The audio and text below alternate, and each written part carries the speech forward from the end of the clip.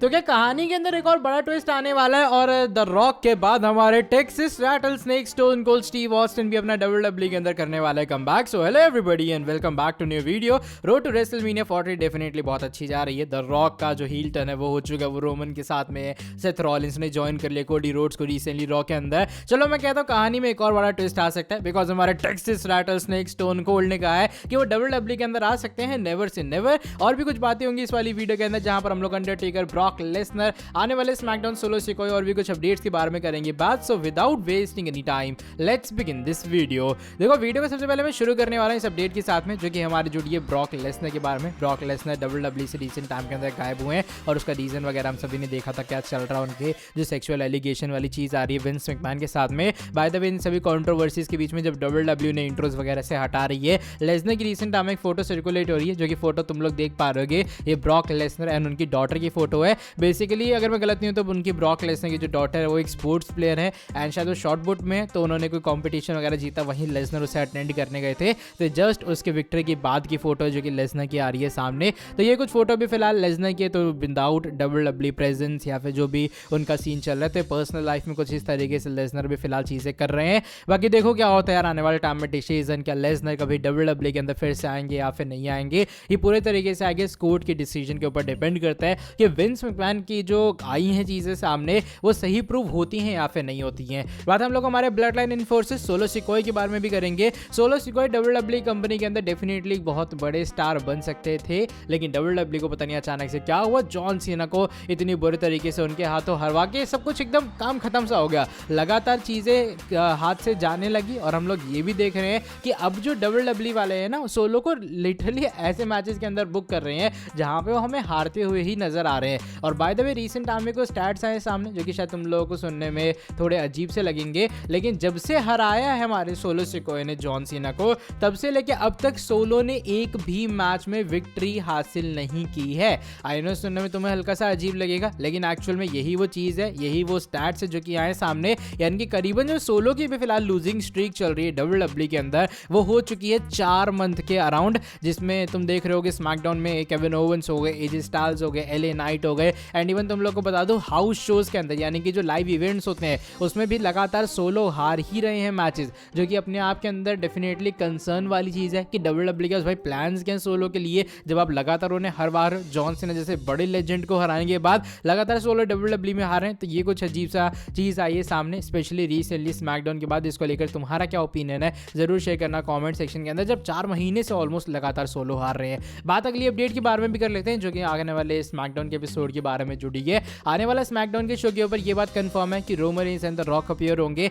और उनकी पहली प्रेजेंस, पहली अपीयरेंस होगी रेसलमेनिया किक ऑफ की प्रेस कॉन्फ्रेंस के बाद, जहां पर हमने भयंकर वाला बवाल देखा था। By the way recent time में हुआ क्या, एक तरह की एक सॉर्ट ऑफ अपडेट आई है सामने और बताया जा रहा है जब से डब्ल्यूडब्ल्यूई वालों ने द रॉक और रोमन रेंस वाले शो के लिए अनाउंस किए ना स्मैकडाउन के लिए, तब से 1000 से ज्यादा टिकट्स बिक चुकी हैं। यानी कि मान लो अगर पहले टिकट सेलिंग 6000 थी तो अब 7000 से ज्यादा हो चुकी है। तो ये कुछ इंपैक्ट पड़ा है डब्ल्यूडब्ल्यूई का पॉजिटिव टिकट सेलिंग के ऊपर जब से उन्होंने Roman Reigns and the rock को अनाउंस किया इस वाले शो के लिए। डेफिनेटली पड़ेगा भी क्योंकि हम देख रहे हैं रेड हॉट स्टोरी लाइन है। अब द रॉक ऊपर से हील टर्न में आ चुके हैं, वो रोमन के साथ अलाइन हो चुके हैं, तो मजा बहुत आने वाला है आने वाले स्मैकडाउन में। टू बी वेरी ऑनेस्ट मैं वेट नहीं कर सकता। लेट्स सी डब्ल्यूडब्ल्यूई क्या कुछ चीजें प्लान करती है। लेकिन अब चलो बढ़ते हैं इसके बाद वाली स्टोरी की तरफ। ये हमारे डेड मैन द फिनोम अंडरटेकर के बारे में जुड़ी है। अब अंडरटेकर की लेगेसी को बयान करना है ना वर्ड्स के अंदर बहुत मुश्किल होता है। डेड मैन है, हम लोग बचपन से उन्हें देखते आ रहे हैं किस तरीके से अंडरटेकर ने अपना पूरा रोल प्ले किया है। बाय द वे उसी चीज को ऑनर करने के लिए रिसेंटली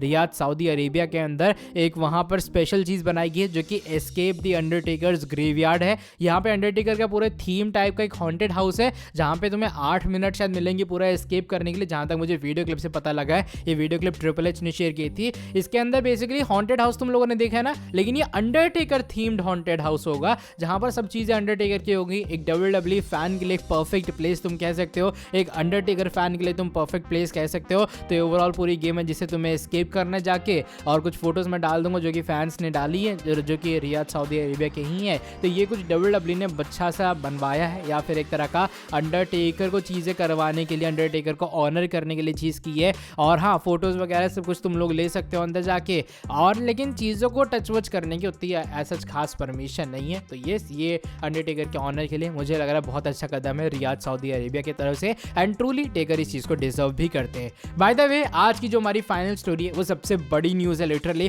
बिकॉज जुड़ी है हमारे Texas Rattlesnake Stone Cold Steve Austin के बारे में। रेसलमेनिया 40 ऑलरेडी बहुत अच्छा जा रहा है, कोडी रोड्स रोमन का मैच होने जा रहा है, द रॉक की स्टोरी अलग चल रही है, सेथ रॉलिंस ऊपर से अलग बीच में रोल प्ले कर रहे हैं, ड्रू मैकिंटायर अपना हील कैरेक्टर बहुत अच्छे से प्ले कर रहे हैं, टैग टीम मैच की पोटेंशियल चांसेस भी आ रहे हैं सामने। लेकिन इसके बीच में टेक्सास रैटलस्नेक का हमारा एक इंटरव्यू बहुत अच्छा खासा चल रहा है। रिसेंट टाइम उनका इंटरव्यू है जहां पर स्टोन कोल्ड ने एक और WWE के अंदर मैच से पूरे तरीके से कहा है। वो कहते हैं देखो नेवर से नेवर वाली बात है, मैं आ भी सकता हूँ WWE में, मैं लास्ट टाइम केविन ओवेंस के खिलाफ आया था इतनी ज्यादा वाली एज के ऊपर, तो हाँ एक बार फिर से WWE के अंदर आना, एक और मैच के अंदर कंपीट करना, वो स्टोन कोल्ड के लिए आज सच कोई वो चीज नहीं होगी कि भैया स्टोन कोल्ड आ ही नहीं सकते हैं। इवन जब सीएम पंक के साथ कंपीट करने के बारे में बात आई है ना, तो सीएम पंक वाले मैच के ऊपर भी एग्री किया स्टोन कोल्ड ने कि भाई नेवर से नेवर वाली ही बात है, वो आ भी सकते हैं और इन फ्यूचर वो सीएम पंक का कंपीट भी कर सकते हैं। CM Punk versus Stone Cold जिन लोगों को नहीं पता है, वो बहुत सारे फैंस का एक बहुत बड़ा ड्रीम मैच है,